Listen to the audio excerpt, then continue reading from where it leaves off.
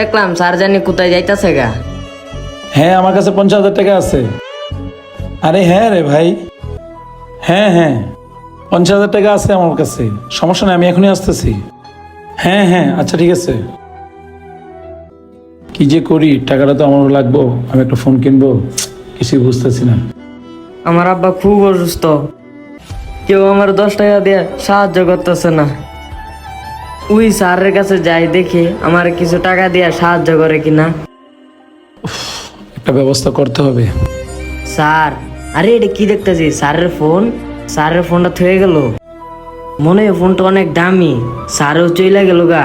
আমি আনতে জায়গা নয়তো আমারও পিড়াইব। স্যার এই ঘটনা হয়েছিল, আর আমি না পাইরা আমি স্যারের ফোনটা চুরি করছি, আমরা মাফ করে দেন স্যার। দেখছেন ভাই, আপনি ছেলেকে শুধু শুধু ভুল বুঝলেন, ছেলেটা তো কোনো অন্যায়ই নাই। আসলে ভাই আমি ব্যাপারটা বুঝতে পারিনি, আর আমার মাথায়